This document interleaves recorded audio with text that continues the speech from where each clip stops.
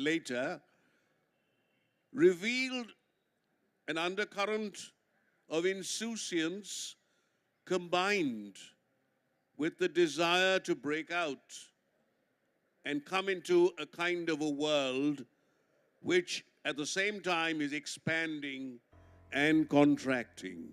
So over to Renu Roy. Thank you.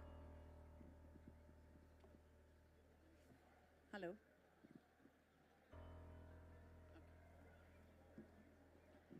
Thank you, Ashok. This poem is titled A Maddened World. I am unable to see clearly. Is that a bird on the tree or a tree in flight? The branches look sinister, like uncoiled serpents reaching for the sky. The leaves hang like icicles, unwaking. The floor seems to rise. My feet land in mid-air. I imagine the ocean rushing towards me, the galaxies suddenly out of orbit, and angels covered with dust. Deserted courtyards filled with people, crowded streets devoid of humanity. When did the straight lane to my home become a convex path? The incense freezes in its rise.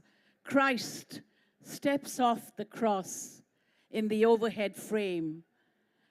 Has the night nestled in my eyes, or a maddened world blurred my sight? Nothing is as it seems to be, and all seems what is not. Thank you, Renu. A certain sense of an oxymoronic reality seems to leap out from the lines. And that is what the world is today. Now, before I ask Ms. Laksmisree Banerjee, who's next to me, a very versatile poet, published, and an academician to boot, to read one of her poems, I just want to throw a question in the air. Maybe I'll ask Ajanta to answer the question. And that is, do you feel that people tend to categorize poetry as something that is other than, let's say, the other literary forms, which are more accessible, prose and drama? What is your opinion? Well, poetry has always been perceived as being in the kind of ivory tower. Poets are ivory tower people, and they pursue these lofty ideals. They are spurred by visions which very often do not relate to the everyday world. But that is one perception of poetry. Poetry is everywhere, and the poet's imagination, which is deeply sensitive, picks up this poetry. And it's there in our everyday life. As the Romantic poets pointed out, and the later poets pointed out.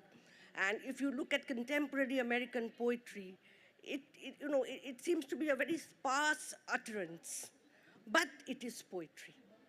So it is that special connection that one has with language, the truth of that particular situation which hits you. You read a line and the truth of the situation hits you. And that epiphany makes for poetry, I feel. Very well said. In fact, there is a political underpinning to most of poetry these days. In fact, whatever you write seems to turn political. And one cannot but quote Shelley when he says that poets are the unacknowledged legislatures of the world. So I think, Laksmisree, you wanted to say something. Say it, make it brief, and then go on to your poem after that.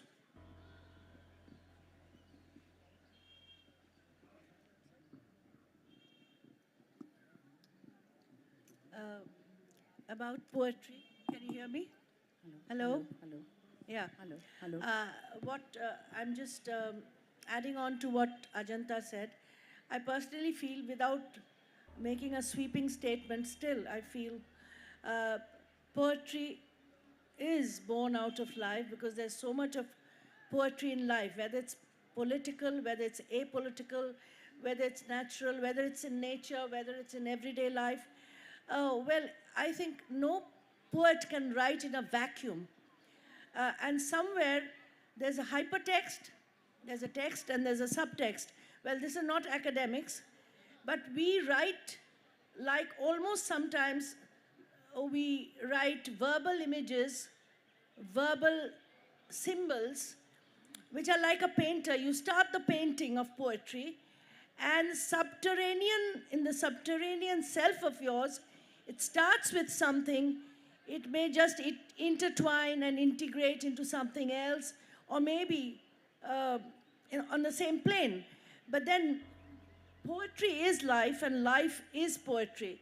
And that's why I think whenever we write, we go into the subterranean and we then rise again up to the skies, and somewhere the sky and the earth, they merge, and somewhere, without trying to say that it's so generalized, it's not.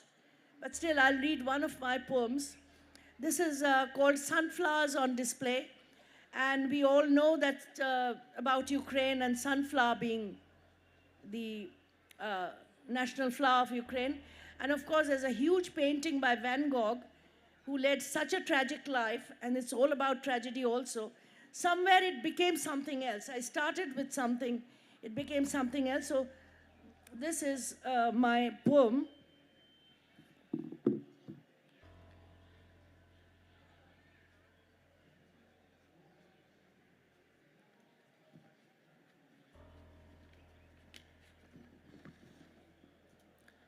Sunflowers on display. Oh, where have the sunflowers gone? Their yellow shine now in bleeding array, as muted, broken, afflicted as Vincent himself, now sucked into the miasma of black wrath, spineless, broken stems, lives jailed, from open fields of joy to the cloistered asylum, decorated pieces motionless in the still vase, the display of uprooted artistry in shackles, far from the sparkle of sunlight and the starry nights, bright yellows, emulsified in dying colors, putrid mash of humanity gone astray, buried in the ashes of penury and gunshots. Beauty strangulated from here and now to the hidden brutality across the millennia, like Vincent's elusive splurges, scoffed at. Oh, where have the sunflowers gone? Do they cry in the entrails of reality or history? From Kharkiv, to the cells of Van Gogh? From Ukraine to the Dutch lands of artistry, the creator's fabric spreads out in magnificence across time and space, shrunk in futility. The Orange Revolution is not dead yet, nor the blue sequined night of the maestro. The sleeping seedlings are rising with the sun. Oh, the sunflowers are dancing now, free in jubilation. They are no longer cannon fodder or refugees, nor abandoned in the raging chains of sanity. Sunflowers are now divine madness of nature, free to nod their heads with life, history, and gaiety. Their revolt unfurls the tangerine flag of life with the master. Thank you. Thank you, Lokishri, for that somewhat dark picture of today's world, expressed in mostly three-line patterns, except for the last line, which had a fourth line, but very beautifully structured, a mosaic. And yes, my question to Renu now will be that in this point of time, or at this point of time, when wars rage, when people have become so self-centered that they can only think of themselves, that we do not have time for the fellow man, do you think, do you really believe that poetry has a role? Ashok, in this scenario, today's turbulence, wars, conflict, uncertainty, violence, all the more I would say that there is a crying need for balance, for harmony, for peace, and we look to poetry for meaning, because poetry from time immemorial has occupied the pride of place not only in literature but in life, and it is life itself. It's always waiting to be discovered, to be uncovered, and rediscovered. In fact, in ancient cultures, poetry predated and preceded even political learning and scientific learning, and was the ideal vehicle for human values. And like the French writer Camus said, that a poet never ceases to create dangerously, never ceases to be relevant. It's only because poetry serves as a mirror to society, to ourselves, and to the world. And when you talk about wars and the humanitarian crisis that exists today, a serious crisis, we talk about a churning and an outpouring that the poet alone, not alone, but poetry would understand most, because it has the strength and the ability to embrace, on the one hand, the dark, ugly side, the underbelly of life, and then move towards meaning, towards joy, towards beauty and harmony and balance. Yes, very true. I think, Lokishri, you have a poem called Mirror, don't you? Can you read that for us, please? I think it's particularly relevant in the context of what Renu said just now. Can you read the poem Mirror?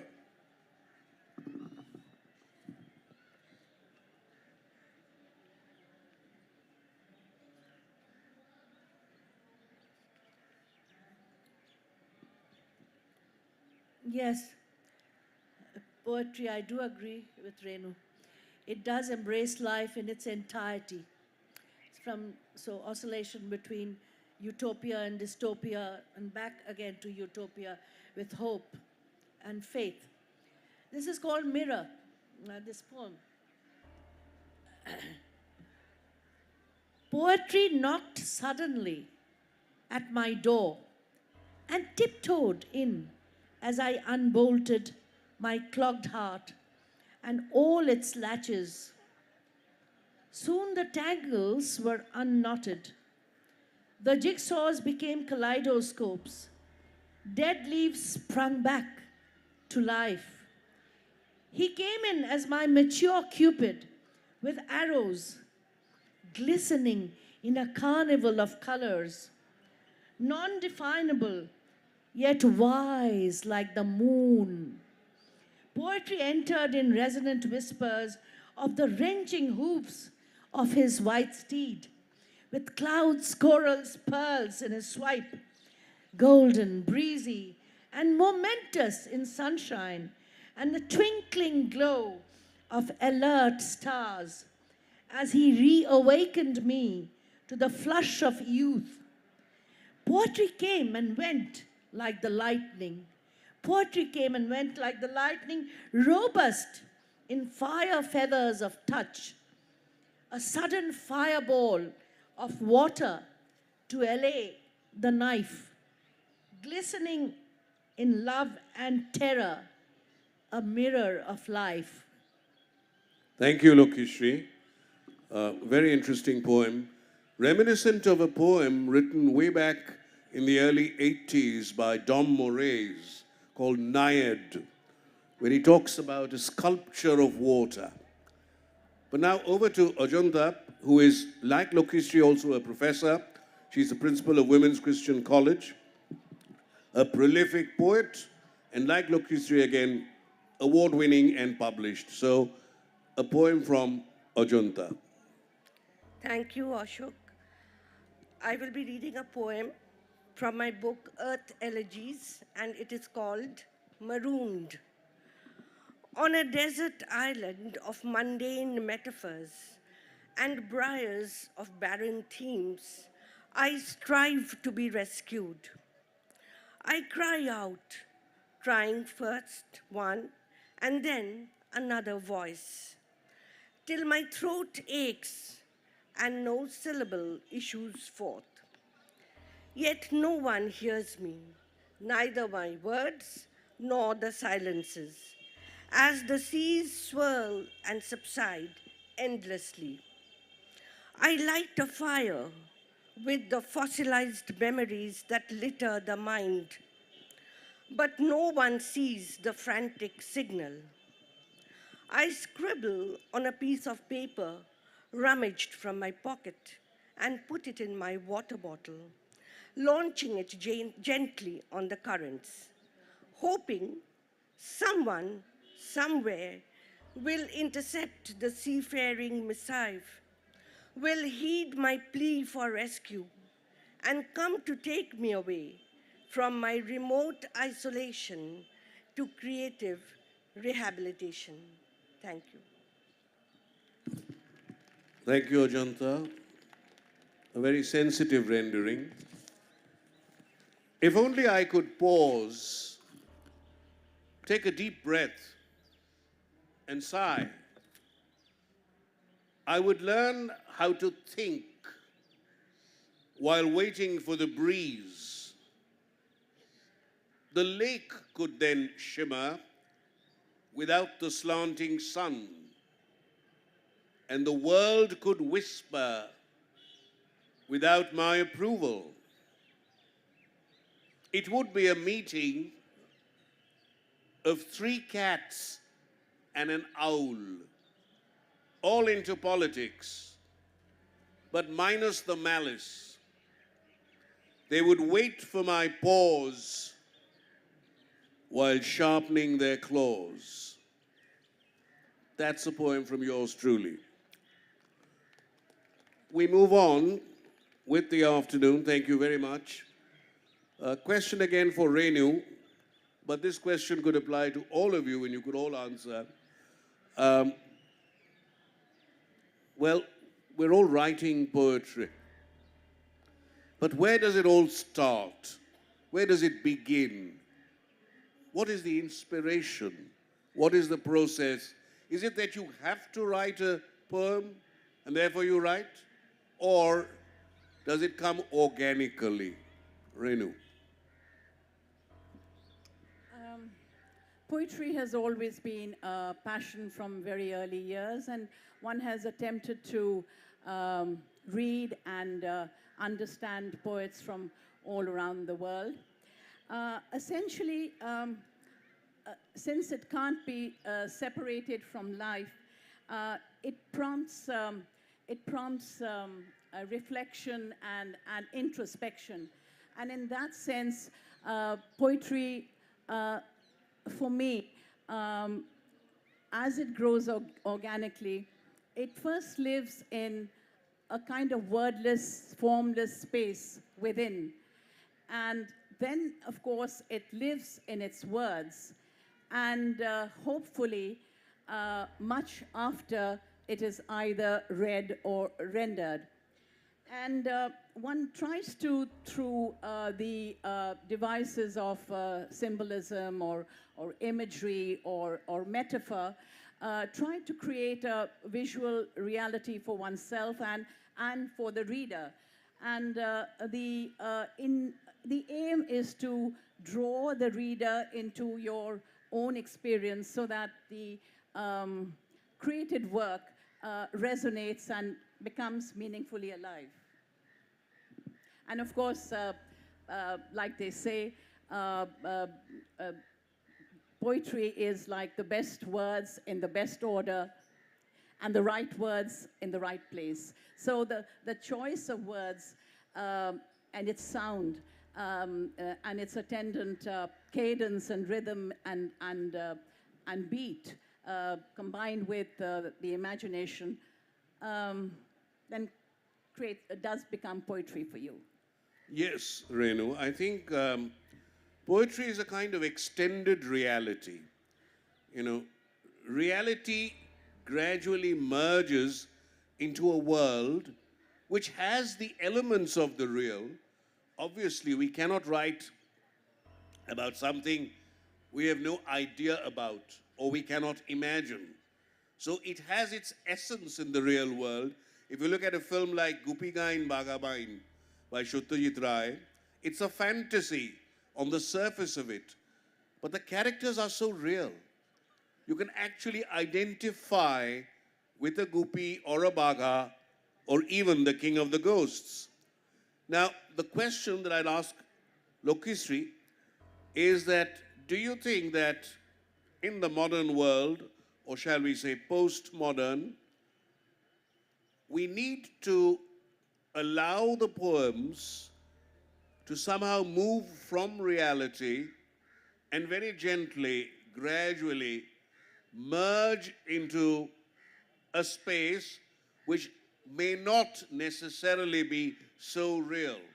And if I may borrow terms from modernism, we talked about modernism in the earlier session, could be impressionistic or even surrealistic or even expressionistic or blatantly postmodern in that we reject the macro narratives, the grand narratives, and move into the micro narrative spaces. Do you think that poetry needs to undertake this kind of a journey, Laksmisree?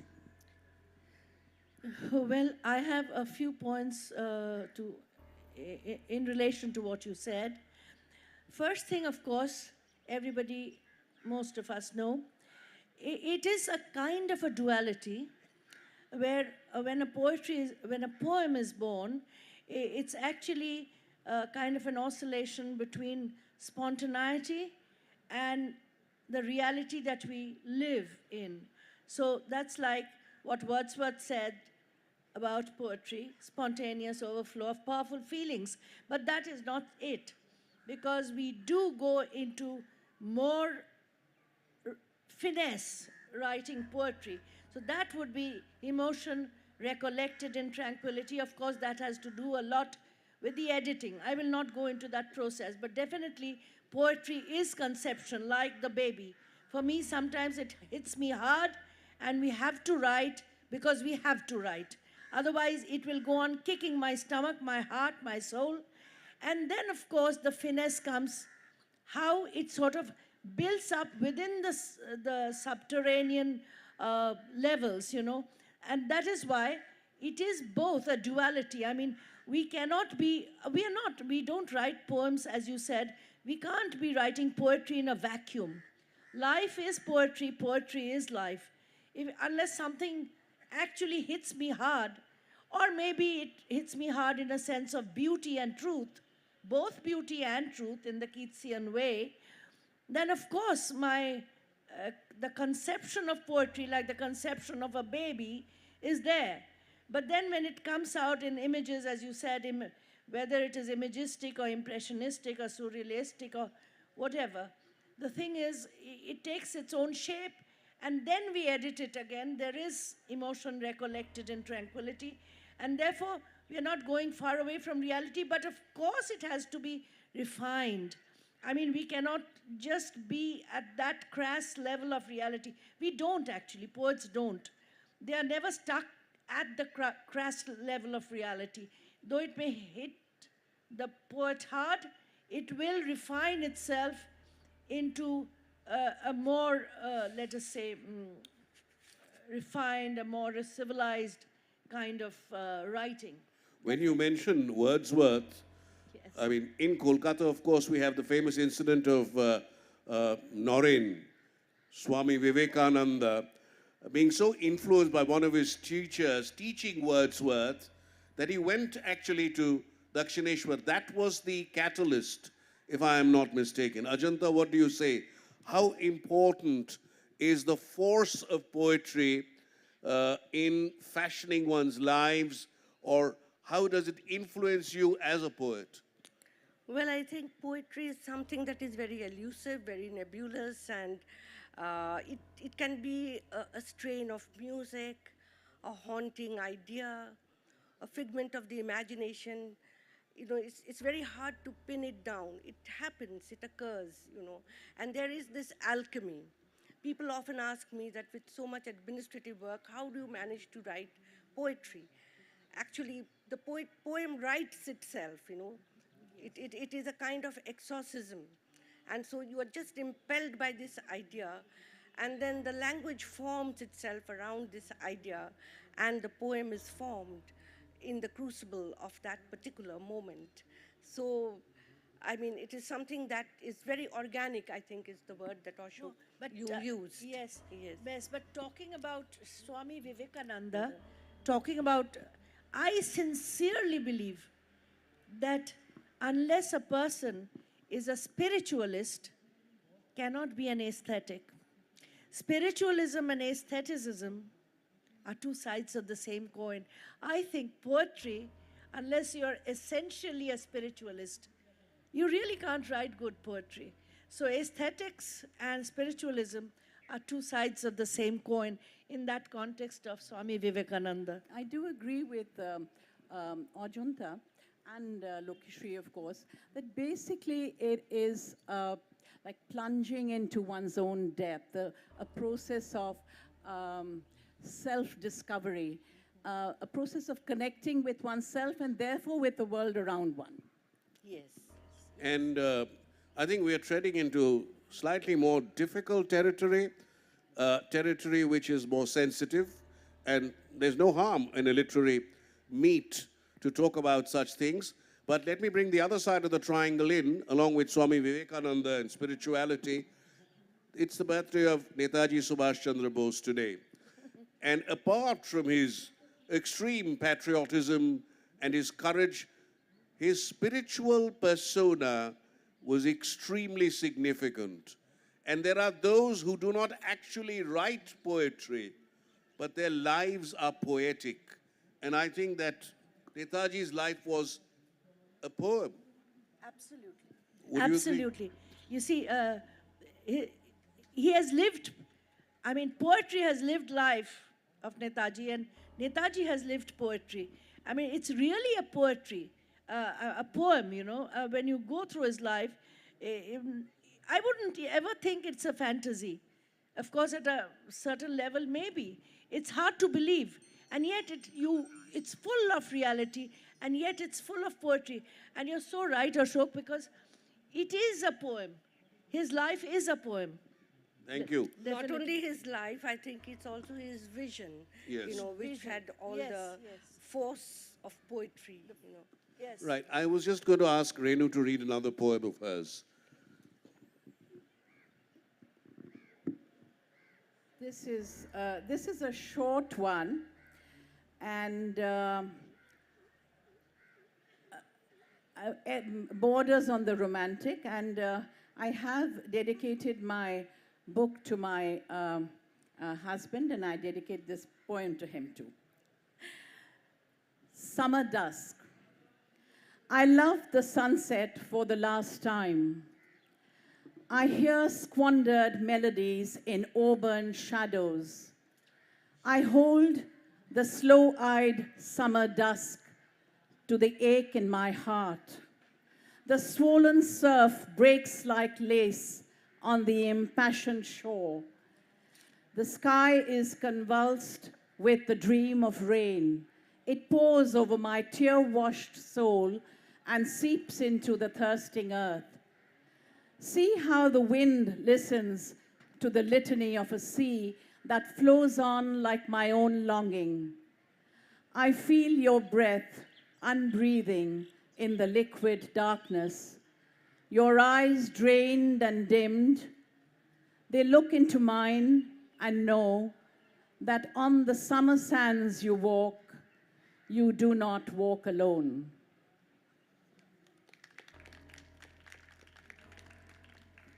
When the day wears on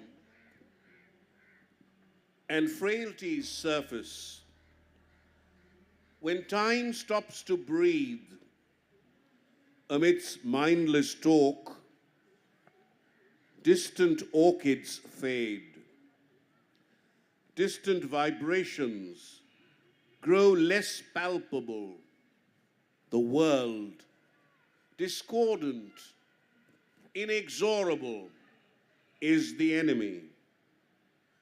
Does one realize the obvious bigness of one's littleness? The caterpillar knows its transience, and yet we chatter amidst the clutter, agog, unafraid, forgetful of time, ignorant of death.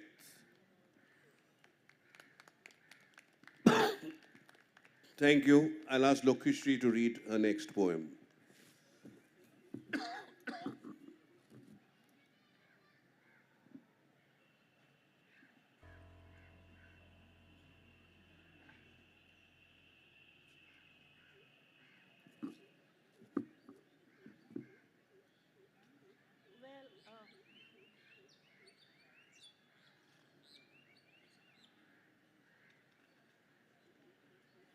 I have always maintained that feminism or female chauvinism is not something which I believe in, but I do believe in a kind of a very sane and deep femaleness. So it is one of my female womanhood poems where it's called The Silent Scream. It's called The Silent, mind you, Scream. Her scream has traveled long through the hollows of ages, in the silence of whispering dogmas. A playful child she was at 9, with peals of laughter enlivening her pink cheeks, her dimples gleeful, with her clinking glass bangles, holding lovingly her slender wrists. The crackling jungles dim, the blossoming trees and foliage all in sync with her quiet cries. While the foreboding swelled deep within her childish bosom, with screams throttled by tradition, soon her glass bangles broke, brittle like her silent crying heart, her whole self enchained in gold. The young bride pushed into an alien household with her veils in the subterranean folds of her trousseau. An undercreeper wrenched out of her soil for painful transplantation. Her shrieks now deep as the ocean. No dearth of kith and kin. No dearth of kith and kin or friends. No dearth of relationships half-baked. In-laws, children, grandchildren. Her Lord in sunny glory of triumph, revamping her always. Through decades, she in seeming command, as the scream spears deeper into her loam, she remains forever the forgotten trophy, now a sudden horizontal marble white, the grand matriarch, dressed up again, her final journey as lavish, pallid and ashen, as that first one, with gleams and screams, She, the Ma Durga, and her carcass floating now. Worship, immersion, festivity, facades, all drown, fading into memories and births of generations of women with silent screams, dying every instant, with their with their fortitude of dreams. Thank you. Thank you, Laksmisree, for those striking images. We'll now throw the discussion open to the House, and you can make comments or ask questions. I'll just sum it up for you very briefly. We began by saying that the greatest of theatre was actually written in verse. And Renu has also said that poetry existed long before many laws were even constructed. So we have tried to point out the value of poetry. We have talked about the relevance of poetry. How relevant is it? Or is it very abstruse? Something to go out of when you don't like, or to doze off, to sleep. Although, if you do sleep during a poem, it might be in a very, very indirect way applauding the poem, because the poem then assumes the power of music. The greatest of musical pieces, as the great maestro Didier Talpin yesterday was saying, can actually put you to sleep. And we were hearing Ravel and Debussy and the like. So be that as it may, you can ask questions or make comments on the poems, on the discussion. So please introduce yourself and do participate in the discussion. So anyone would like to ask anything? Can a mic be circulated? Ashok, you talked about sleep. This reminds me of a quote from Salman Rushdie, who said that poetry is to name the unnameable and to prevent the world from going to sleep, to have the opposite effect. Yes. I think you spoke about music at the end while summing up. So, I feel poetry is like the word in the Bible, or like Om, the primary syllable of the universe, which vibrates within and without us, and which connects everything with everything else. If you look at the earliest extant poetry, these were ancient Sumerian chants. We think of the Rig Vedic hymns, we think of the Homeric epics. These were all very inspired verses which were meant to be recited. So music is there. But in fact, some of the greatest epics, the Ramayana, the Mahabharata, the Epic of Gilgamesh. I think all somebody was wants to written by- ask, because we've spoken enough, let's have someone from the audience. Ipshita, you want to ask something? Can she be given the mic, please? Thank you, Ashokda, for a brilliant session. Laksmisree, Ajanta, Renu ma'am, it was absolutely wonderful. This is a question, as Ajanta was saying, poetry is primal. Those of us who write, we know how important it is to our soul, and everybody talks about, when we describe something beautifully, we say kobitar moto, it's like poetry. Yet, why do we find it so difficult for us to have audience? Why is poetry so unsellable? You write a prose, you write a fiction, it sells. Why do we find it so difficult to have audience to buy or appreciate poetry? That's my question.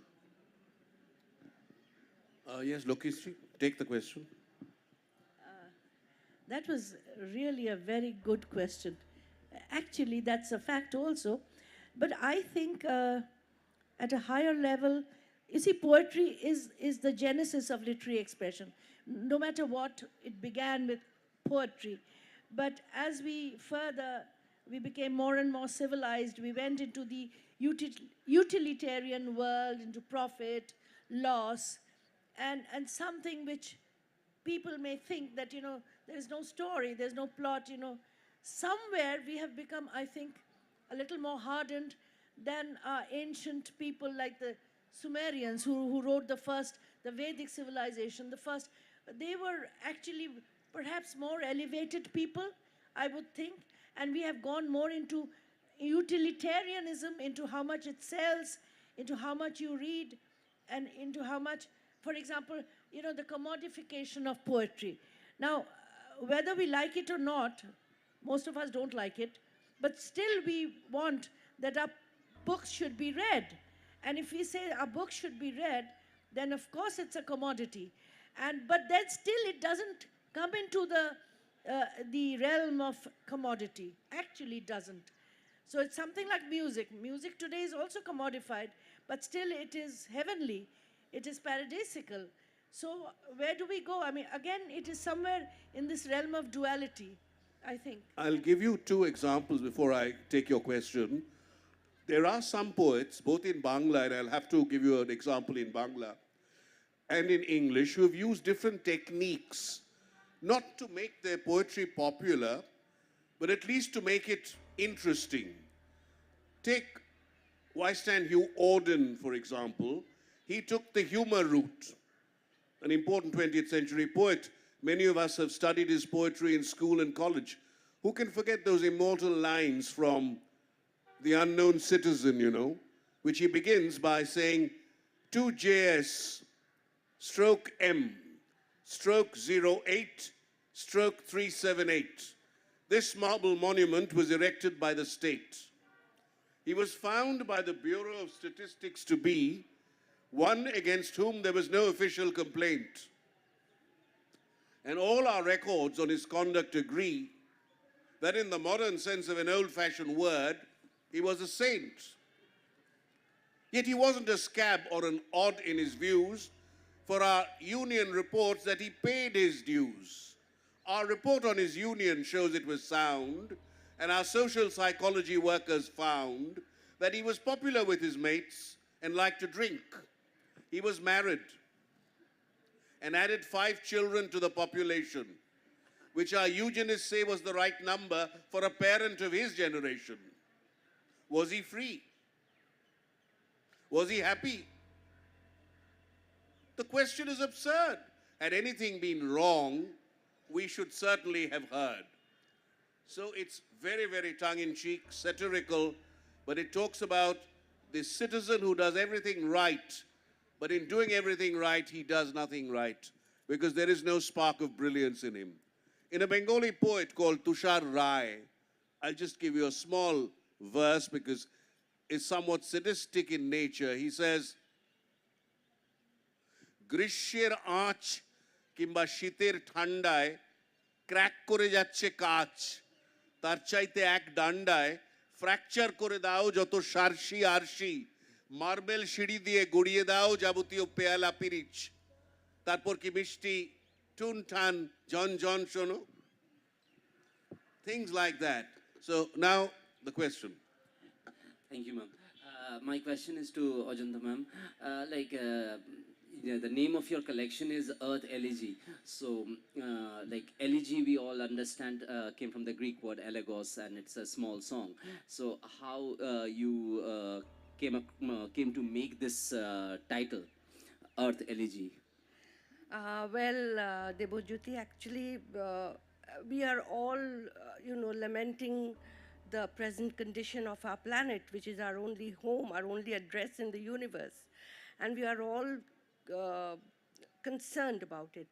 And at one point, I realized that there were a number of poems in my notebook which had to do with the earth, loss of biodiversity, climate change, and all of it, And so I thought that maybe I could come up with, a separate collection of poems which may be described as eco-poems or eco-critical poems which deal with the environment. And they are elegies because they are sounding a note of loss, the loss of this beautiful home, nature, greenery, biodiversity, and all the rest of it. So basically it is a lament for the passing of the earth as we know it.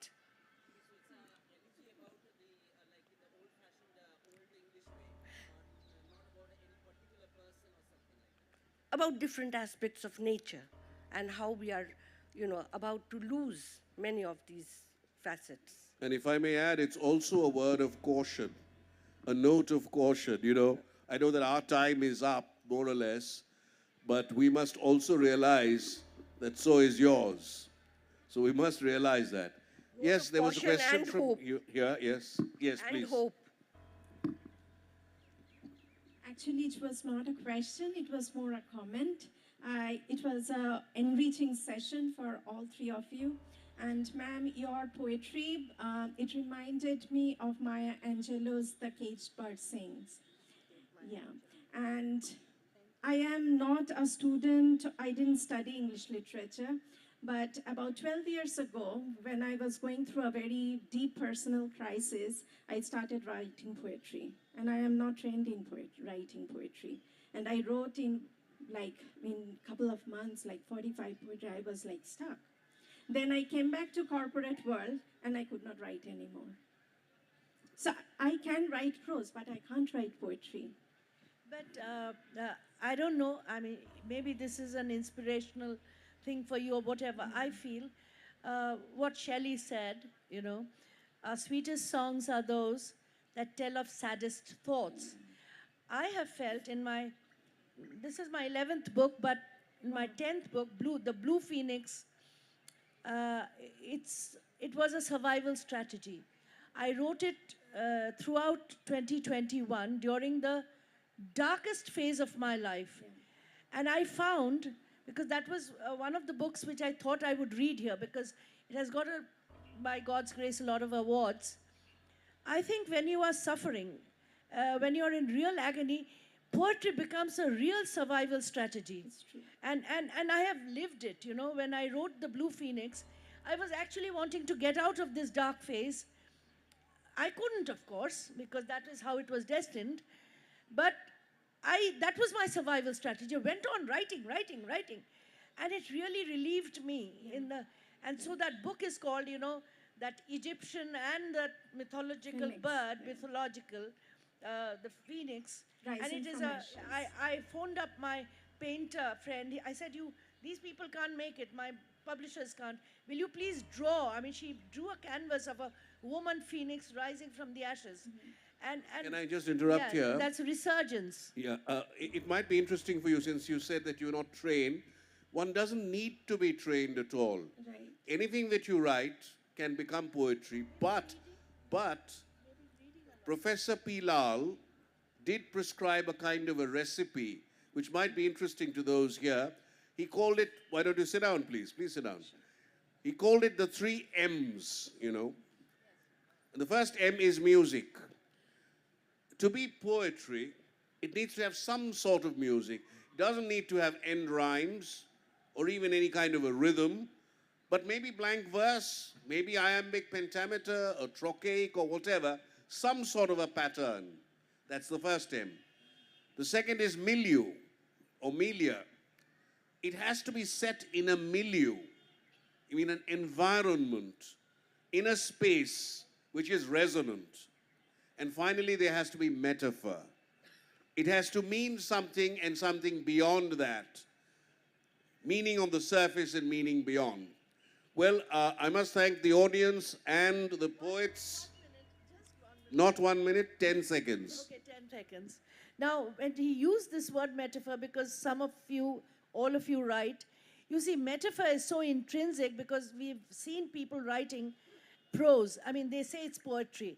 You see, the obliquity of poetry, the metaphor which speaks for itself.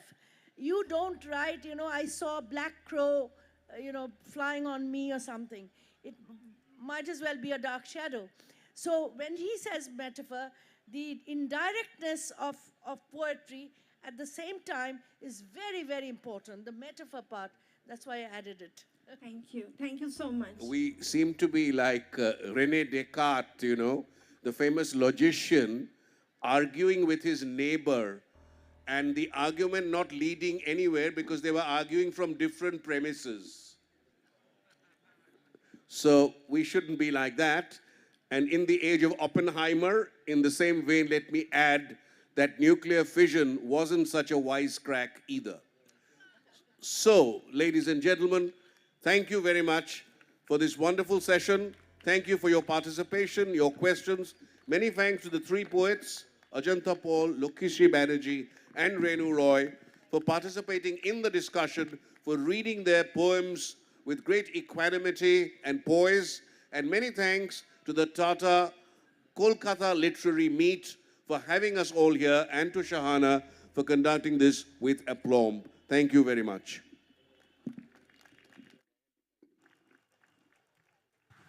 Thank you so much, Ashok. You have summed it up so beautifully that I need not say anything more at all.